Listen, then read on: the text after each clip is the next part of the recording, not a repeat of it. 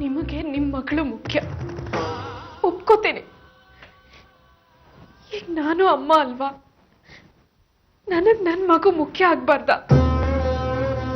ಮನ್ಸು ಗಟ್ಟಿ ಮಾಡ್ಕೋ ಸಾವಿತ್ರಿ, ನನ್ನನ್ನು ಕ್ಷಮಿಸ್ಬಿಡು. ಕೊಲ್ಲಬೇಕು ರೀ ನನ್ನ ಮಗುನ,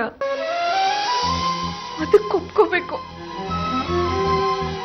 ಪ್ರಾಣ ಹೋದಂಗ ಆಗ್ತಿದೆ, ಮನಸ್ಸು ಹೇಗೆ ಗಟ್ಟಿ ಮಾಡ್ಕೊಳ್ಳಿ? ತಪ್ಪು ಮಾಡಿದೆ ನಾನು. ಈ ವಯಸ್ಸಲ್ಲಿ ಅಪ್ಪ ಆಗ್ಬಾರ್ದಿತ್ತು. ಮೊಮ್ಮಗನ ಆಡ್ಸ್ಕೊಂಡಿರೋ ವಯಸ್ಸಿದು. ಅದಕ್ಕೆ ಮಗು ಬೇಡ ಅಂತ ಹೇಳಿದ್ದು. ನನ್ನ ನಂಬು ಸಾವಿತ್ರಿ, ನನಗೆ ನೀನು ಅಂದ್ರೆ ತುಂಬಾ ಪ್ರೀತಿ.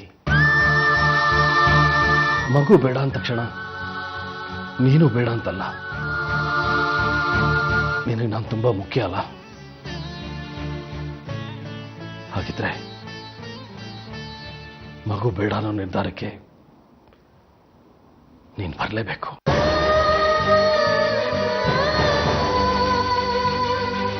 ಇದೇ ಆಯ್ತು ನರಸಿಂಹಂದು. ಯಾಕೆ ಬರಲ್ವಂತೆ? ಅವ್ರಿಗೆ ಇಷ್ಟ ಇದ್ದ ಹಾಗಿಲ್ಲಮ್ಮ. ಹಾಗಂದ್ರೆ ಹೇಗಮ್ಮ? ತಂದೆ ಜವಾಬ್ದಾರಿ ಅಲ್ವಾ ಅದು?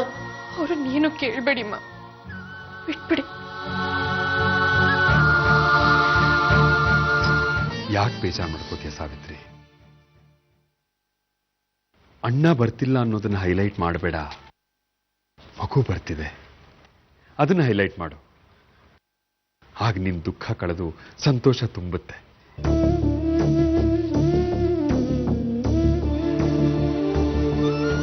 ಸಾವಿತ್ರಿ, ಏನಂದ್ರವ ಡಾಕ್ಟರ್?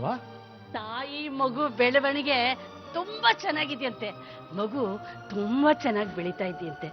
ಸಾವಿತ್ರಿ, ನಿನ್ ಭಯ ಎಲ್ಲ ಹೋಯ್ತಮ್ಮ? ಸಾವಿತ್ರಿ, ಅಳಿಯಂದ್ರು ಮನೇಲಿ ಇಲ್ವಲ್ಲ, ಅವ್ರಿಗೊಂದ್ಕಿತ ಫೋನ್ ಮಾಡು. ಹೆಂಡತಿಗೆ ಗಂಡನ್ ದನಿ ಕಿವಿಗ್ ಬಿದ್ರೆ ಸಾಕು, ಒಂಥರ ಮನ್ಸ್ಗಿತ ಆಯ್ತದೆ. ಫೋನ್ ಮಾಡವ, ಹಿಂಗಾಯ್ತು ಹಿಂಗಂದ್ರು ಡಾಕ್ಟ್ರು ಅಂತ ಎಲ್ಲಾ ವರದಿ ಒಪ್ಪಿಸ್ಬಿಡು. ಅಳಿದೇವ್ರಿಗೆ ಎಲ್ಲ ಗೊತ್ತಿರ್ಲಿ. ಅಪ್ಪ ಆಗೋರಲ್ವಾ, ಎಲ್ಲ ವಿಷಯ ಗೊತ್ತಿರ್ಬೇಕು.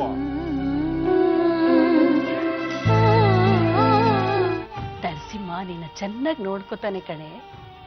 ಅವನಿಗೆ ಗೊತ್ತು, ಅಮೃತ ಹುಟ್ಟೋವಾಗ ನರ್ಮದನ್ನ ತುಂಬಾ ಚೆನ್ನಾಗಿ ನೋಡ್ಕೋತಾ ಇದ್ದ. ಅವಳನ್ನ ಒಂದು ನಿಮಿಷನೂ ಬಿಟ್ಟಿರ್ತಿರ್ಲಿಲ್ಲ, ಗೊತ್ತಾ?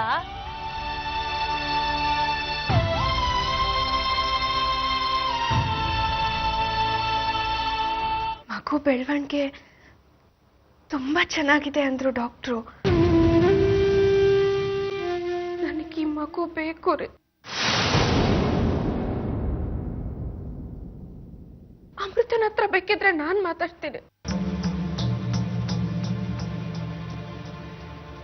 ನನ್ಗೆ ಈ ಮಗು ಬೇಕು ರೀ. ಪ್ಲೀಸ್ ಕಣೆ ಅಮೃತ, ನನ್ ಮಗು ಏನ್ ತಪ್ಪು ಮಾಡಿದೆ? ಹುಟ್ಲಿಲ್ಲ, ಬೆಳಿಲಿಲ್ಲ, ಆಗ್ಲೇ ಅದನ್ನ. ನಾನೇನ್ ವಿಲನ್ ಅಲ್ಲ ಸಾವಿತ್ರಿ, ಮನೆಗ್ ಬರಲ್ಲ ಅಂದೆ ಅಷ್ಟೇ. ನಾನು ಒಂಟಿಯಾಗಿಲ್ವಾ? ಆರ್ಯ ನೋವನ್ನ ಅನುಭವಿಸ್ತಾ ಇಲ್ವಾ? ಅಷ್ಟ ಕಷ್ಟ ಅನುಭವಿಸ್ತಾ ಇರೋದು ನಾನಲ್ವಾ ಅಮೃತ? ಅದು ನಿನ್ ಹಣೆ ಬರಹ. I can't help it. ನಿನ್ನ ಗಂಡ ಬೇರೆಯವ್ರ ಜೊತೆ ಅಫೇರ್ ಇಟ್ಕೊಂಡ್ರೆ ಸುಮ್ಮನೆ ಇರ್ತೀಯಾ? ಇಲ್ಲ ತಾನೆ, ನೀನು ಒಂದ್ ನಿರ್ಧಾರಕ್ಕೆ ಬರ್ತೀಯಾ ಅಲ್ವಾ? ಈಗ ಮಾತೆಲ್ಲ ಯಾಕೆ? ನನ್ ಮಗು ಒಂದು ನುಳಿಸ್ಕೊಡೆ ಎಲ್ಲ ಸರಿ ಹೋಗುತ್ತೆ. ನನ್ ಮಗು ಇಲ್ಲ ಅಂತಾದ್ರೆ ನೀನೇ ಅರ್ಥ ಮಾಡ್ಕೋಬೇಕು. ಅಪ್ಪ ಈ ನಿರ್ಧಾರಕ್ಕೆ ಬಂದಿದ್ದಾರೆ ಅಂದ್ರೆ ನೀನ್ ಎಲ್ಲಿದ್ಯಾ, ನಿನ್ನ ಅಗತ್ಯ, ನಿನ್ನ ಮಗುವಿನ ಅಗತ್ಯ ಎಷ್ಟಿದೆ ಅಂತ. ನನಗ್ ಫೋನ್ ಮಾಡ್ಬೇಡ ಪ್ಲೀಸ್.